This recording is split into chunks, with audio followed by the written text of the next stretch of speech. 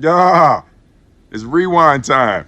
In today's video, I wanted to do a little rewind on one of my favorite games to drop back in 2023, which was 2 years ago. Crazy. Hogwarts Legacy was released February 10th, 2023 for PC, Xbox, Series X and S, and lastly PS5, the platform I played on. Hogwarts Legacy is set in 1890, following a late bloomer in the Wizarding World, in the middle of a goblin uprising. The whole appeal of having your own character venture through Hogwarts, learn spells, and use different skills in combat was the attention grabber for me. On top of all of that, I got to customize my own wand to a T.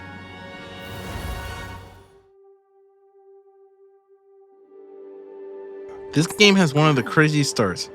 I wasn't expecting it, sitting with our new professor and mentor, Professor Fig, riding to Hogwarts. During this ride, we find out that our character has a unique rare ability, which could explain the reason we're a late bloomer. Also, during the ride, our dear companion George, the man from the ministry.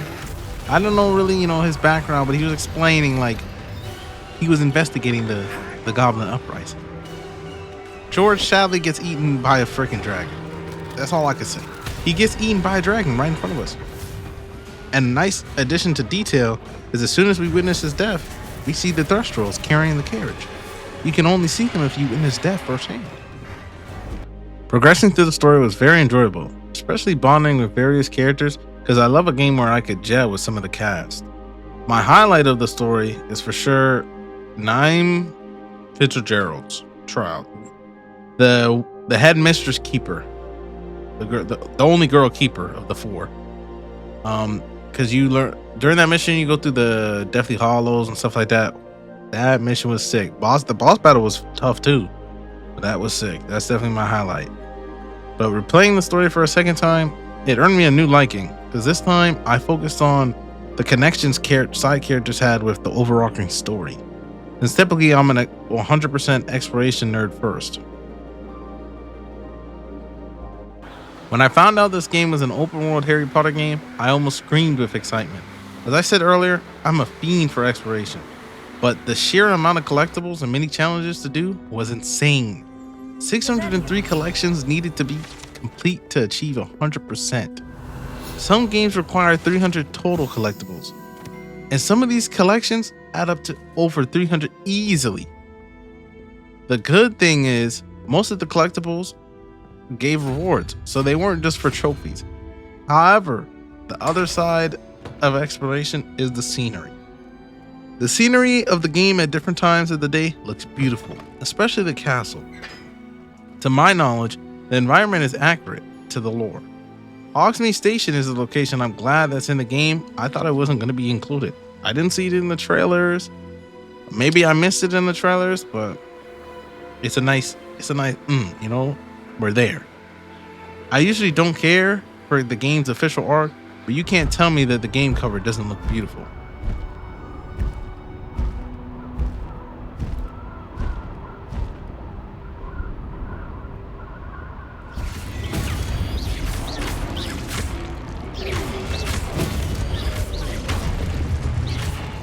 The combat is intuitive with all the spell combinations you can perform. Now, I will say obtaining the killing curses did make combat seem less challenging, but I still use ordinary spells. I just prefer them. Now, I can't leave out Ancient Magic, but Ancient Magic is the reason our character was a late bloomer. We saw this at the start of the game, with that little glow. Now, in combat, Ancient Magic has primarily two attacks. One, throwing objects, and two, the L1R1 attacks, which can be thunderbolts or fireballs or etc.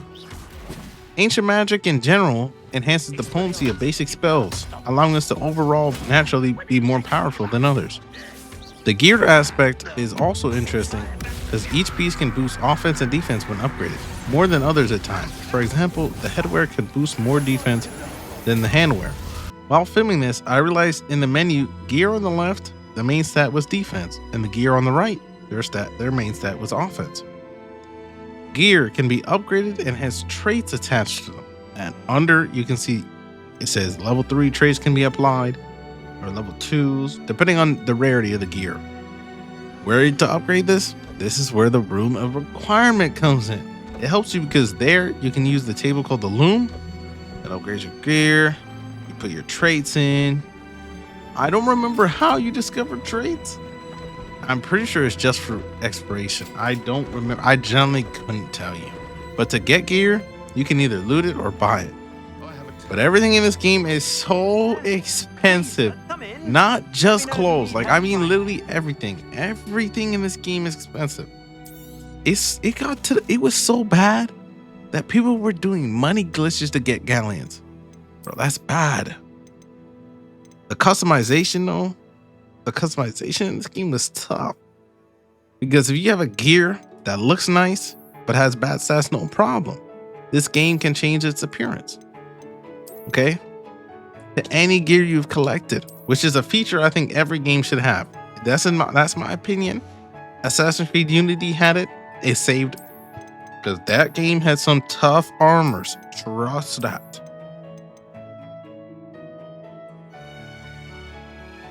Onto talents. Max level being 40 is fine. Except in my head, you know, I thought I was going to be able to have all the skills when I reached level 40. I was wrong. You only get 36 talent points to use. So you got to pick wisely. You can reset them I'm pretty sure when you get max level, you can reset them. But like, how's the max 40 and you only get 36 points? That don't make no sense. Also, why in the world would anyone upgrade the Room of Requirement skill tree? Unless you're doing a challenge video where you're like potions only, I see it as useless. Like, why is that even a thing? I didn't even look. It was like, it's so dumb to me because, like, I guess it's good to have, like, you know, extra content, but I never even went in the skill tree. Like, I didn't even bother reading the descriptions to see if it was worth it. I knew it wasn't worth it. Resetting talents cost galleons. Why is everything so damn expensive? When talking about characters, I have to talk about the most well-written side. Fuck that. Best written character in the game. Sebastian from the House of Slytherin. A young kid who has a complicated past, trying to find new forms of magic to act out his plans of revenge. We follow Sebastian to meet his best friend and the only one who really cares about him, Ominous. We get to explore the secrets of Salazar Slytherin himself, which is cool. On top of that, we learn some of the dark arts, but not everything is sunshine and roses, because Sebastian's story ends in a bizarre way. Ominous Gaunt, yes, he is a descendant of the Gaunt family, and is Sebastian's powerful blind partner in crime. But Ominous, he's an upstanding, out of the way kind of guy. He's one of the only Slytherin I could really fuck with. Other than that, it might be Slytherin K, I'm not gonna lie. But Ominous' story and Sebastian's, they're intertwined, as he worries about him a lot. That's his best friend, that's his homie, that's his ride or die, you know what I'm saying?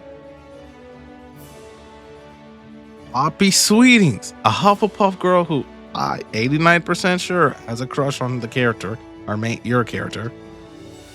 You know, her quest, she's essentially a pre-Newt Scamander. Okay? She loves mythical creatures. She has a knack for them. Right? And we get to make friends with a dragon during her quest. A dragon. Now, I hope a Hogwarts 2 comes out, because then that relationship would really come in handy. Can't leave out the goat. Might butcher her name, but born in Africa. Went to the school of Wagadu. Transferred to Hogwarts. Can do wandless magics. Natsa Ona. I think it's something like that. I'm gonna call her Nat for sure. Her cast line is goated. We go after the leader of the gang, his right-hand man, and we try to put him in a pack. Just know I'm trying to Swiss cheese him. Huh? I'm trying to Swiss cheese someone, man. Her quest is goated. Don't skip it, or I'm gonna come roundhouse you at your house. In GTA 5.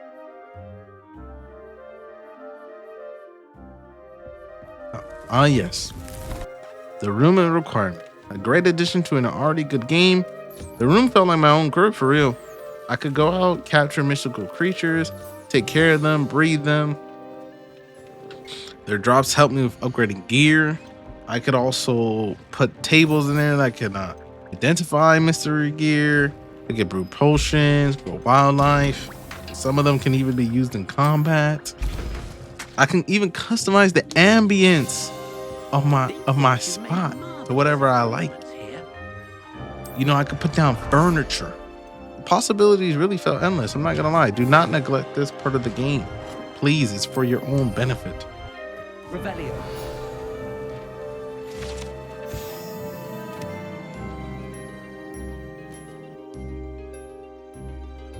Now, after all that rewinding, I got a couple complaints. Bugs as well. Okay. Backtracking to the exploration. I'm sorry, the tracking gotta be better. It just has to be. Let's bring up Hogsmeade, for example. Yes, the collectibles, they're tracked in that area, right? You know, you can see them. Now, I once spent 2 hours looking for a field guide page that was in a shop I didn't know I could go into. I remember scouring the mountain tops to find a page. It was bad. It's bad. Now, Hogwarts is a bit better, right? And, I'm micromanaging the areas. But obviously, it's not going to tell you which floor, like, oh, is this floor, left floor, Because some areas are massive. Some areas have like 5 floors, I swear to you. But then again, Hogwarts is approximately 414,000 square feet. So I can't really fault it for that. But one thing I am going to fault this game for is I'm forever going to hear the ding for the most used spell in the fucking game. Revelio. What? How does it say? I don't even care. Revelio, whatever. Now I know it makes sense. Come on, bro. Every collectible in some shape or form uses it, bro. It's annoying, bro. I want to find a chest. Revelio. You'll get paid. Revelio. Oh, I don't know where to go. Come on. This game has a lot of content. But Brody, like, I'm gonna hear that ding, ding, ding, ding. Sometimes I hear it in my dreams. Every time I boot up this game, I hear it. Like, just consciously, I hear it. Now, I also got to get on top of the random treasure vaults. Why is there's a lot of them. The map is big. I understand that. But by the time I go like searching for these treasure vaults, like, it doesn't make sense anymore. Because the gear in it is not, I'm not ever going to use it. It's trash. And the chests, they don't give that much coin. It's a waste of time. Speaking of coin, why are there the prices in this game? Why is everything so ridiculously expensive?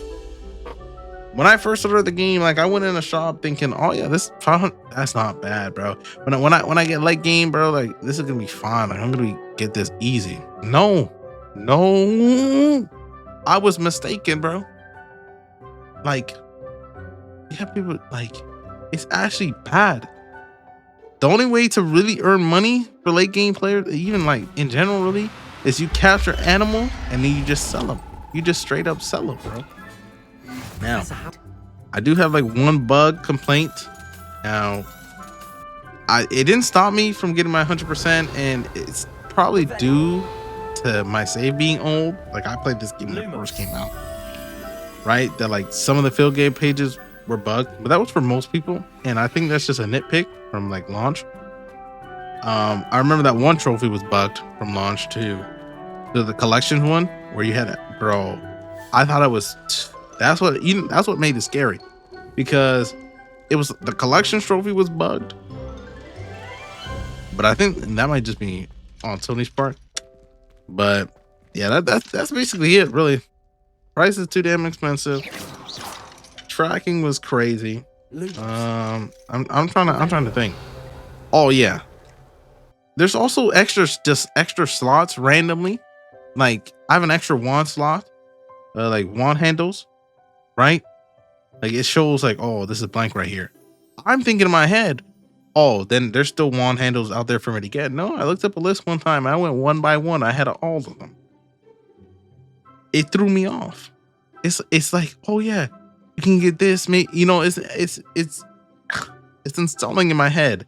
It's putting in my head that, oh yeah, I could potentially get more of this or one more of this. Like the mounts. Why is there 4? There's 4 there, right? But I only own 3, and I own all 3 you can have. So I'm thinking in my head, like, what? I remember when the game first came out, everyone's like, yo, we're gonna be able to ride a dragon, bro. That 4th slot gotta be something crazy. That 4th slot was nothing. Now, maybe that's just my lack of knowledge. Maybe it is something now. We're 2 years deep. I don't know. This is like literally my first time revisiting the game. I don't know. Now, I tend to rant for too long. But this is the rant section of the video. I'm sorry. If you want to click off, click off.